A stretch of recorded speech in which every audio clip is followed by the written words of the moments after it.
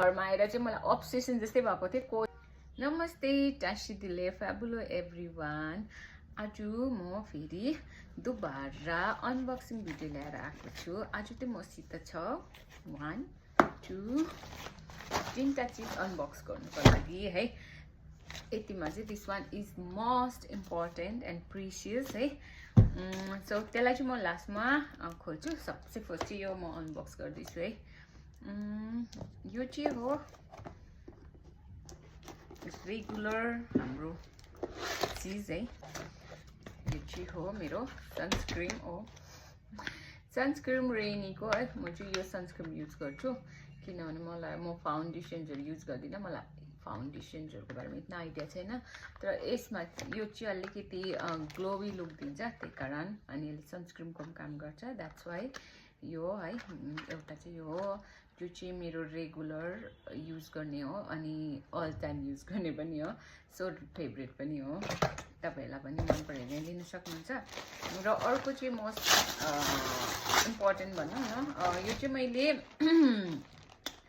मैले अस्ति खासो भने 2टा कुर्ता मगाएको थिएँ तर मैले त्यसमा एउटा चाहिँ रिटर्न गरेँ हैन। त्यहाँदेखि मलाई चाहिँ 2टा चाहिँ चाहिन्छ अल्टरनेटिभ भनेर कोही कोही बेला कामहरूको लागि अफिसियल अनि प्लस दसैँमा पनि लाउनुहुन्छ भनेर मैले एउटा चाहिँ यो कुर्ता मगाएँ है।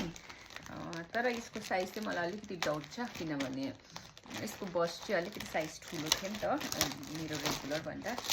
तर मैले अर्डर गरेको छु। म हेर्छु लगाएर सपोज मन पऱ्यो भने राख्ने हो अनि मन परेन भने चाहिँ आइल रिटर्न इट हैन। अनि यो चाहिँ हो कुर्ता किनभने अलिकति चाहिँ मलाई कुर्ता के भन्नु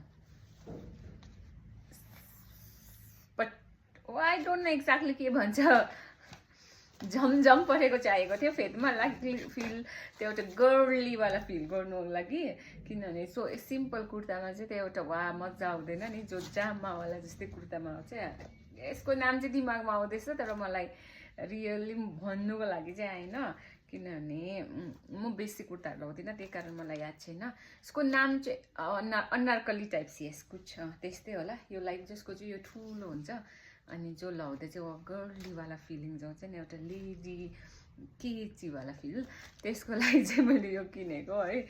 अनि मलाई चाहिँ प्लस कलर मन परेर कलर आजकल चाहिँ मलाई आइडोन्ट नो किन अलिकति ग्रिन कलर मलाई राम्रो देख्दैछ। मलाई आजकल ग्रिन कलर एकदमै बेसी मन पर्न थालेको छ त्यही कारण मेरो वलको कलर ग्रिन छ। मेरो यो ग्रिन लुकेट यसको यो पनि क्युट रहेछ। अनि मेरोमा धेरै चिज अहिले प्रेजेन्टमा चाहिँ ग्रिन छ है। अनि त्यही कारण चाहिँ यो किनेको छु एउटा है। अनि कस्तो लाग्यो हेर्नु त मलाई त त्यस्तै प्रिटी लागेर किनेको थिएँ है। सिम्पल पनि थियो बेसी महँगो पनि थिएन। सो एउटा चाहिँ यो कुर्ता है। अनि म तपाईहरुलाई यसको कम्प्लिट फोटो हाल्ने छु है। तपाईले यसको बुझ्नु सक्नुहुन्छ यसलाई कस्तो देख्दैछ भनेर। यसको सुरुवाल चाहिँ यो हो अनि यसको चुन्नी चाहिँ यो हो है। Excuse me. अनि यसको चाहिँ कुर्ता पनि यो छ क्वालिटी कटन हुन्छ नि सफ्ट खाले त्यस्तो खाले जो पोल्नेहरू हुँदैन नि त्यस्तो कटन भन्छ त्यही हो त है कटन। अनि ओके यो भयो है। अनि मोस्ट इम्पोर्टेन्ट चाहिँ यो हो यसको चाहिँ मलाई एक्ज्याक्टली भिडियो नै चाहिएको छ किनभने सपोज कुछ भी ड्यामेज छ भने अनि यो अलिकति एक्सपेन्सिभ हो त्यसले गर्दा चाहिँ सपोज ड्यामेज छ भने चाहिँ यो रिटर्न हुँदैन। त्यही कारण यसको चाहिँ प्रपर भिडियो बनाउनु भनेको छ। सपोज रिटर्न गर्नु छ या एक्सचेन्ज गर्नु छ त्यसको लागि चाहिँ प्रपर भिडियो चाहिन्छ भनेको छ। अन्त त्यही कारण यो चाहिँ हो मेरो के चाहिँ होला लु भन्नु। Wow look at this. मलाई नाम हेरेर ह्याप्पिनेस फिल हुँदैछ किनभने यो चाहिँ मेरो एकदमै ड्रिम चिज थियो है। मलाई यो एकदमै चाहिएको थियो। मैले मकाउमा जाँदा पनि मैले हेरेको थिएँ तर मैले त्यति बेला चाहिँ मैले प्रपर ब्याग हेरेको थिएँ जसको प्राइस थियो द्याट टाइम 44,500 थियो है। जो चाहिँ म अफोर्ड गर्नु बिल्कुल पनि सक्दिनँ। तर अब मलाई घरमा आएर चाहिँ मलाई अब्सेसन जस्तै भएको थियो कोचसँग चाहिँ मलाई कोच चाहिन्छ भनेर। अनि धेरै टाइमदेखि मैले फेरि सपोज सोचेँ भने चाहिँ मेरो निड चाहिँ थिएन तर मलाई एकदम इच्छा हुन्छ नि मलाई कोचको कुछ भी चाहिन्छ टाइप त्यस्तो अझै मलाई अब्सेसन भइरहेको थियो। अनि चाहिँ मैले धेरै सोचेँ त मेरोमा पर्स थिएन है, त्यही कारण चाहिँ आई अर्डर पर्स है। हेर्नुहोस् ल कस्तो आउँदो रहेछ। I am so happy. मलाई त यो देख्दै ह्याप्पिनेस फिल भयो। I don't know, money buy happiness भन्छ नि आजकल त, दिस इज मनीले मलाई ह्याप्पिनेस दिइरहेको छ। तपाईँले अहिलेको अहिले यहीँ हेर्नु पनि सक्नुहुन्छ है, डिफ्रेन्ट त्यो के भन्छ एक्सप्रेसन। अनि या मेरो पावर पनि लो भयो कस्तो हौ। अनि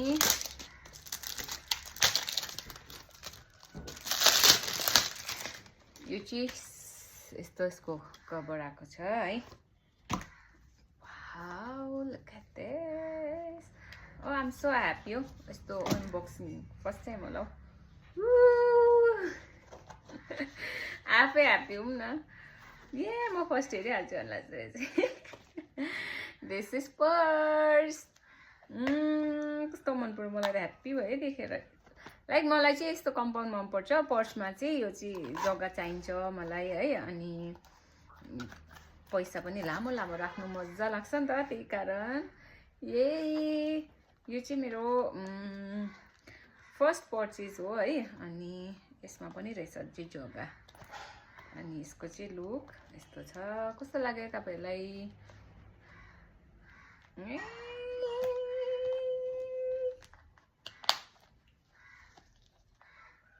यसको चाहिँ लुक यस्तो छ। मलाई त पुरा मन पर्यो। दिस इज कोच है। अनि यो चाहिँ मेरो पर्स फाइनली आइपुग्यो है। अनि यसको चाहिँ ब्याग पनि यस्तो आएछ है। अन्त कस्तो लाग्यो तपाईँहरूलाई प्लिज कमेन्ट गरेर भनिदिनु होला। अनि तपाईँहरूलाई सपोज प्राइस जान्नु छ भने तपाईँहरू मलाई त्यसको लागि पनि कमेन्ट गर्न सक्नुहुन्छ। Thank you for watching.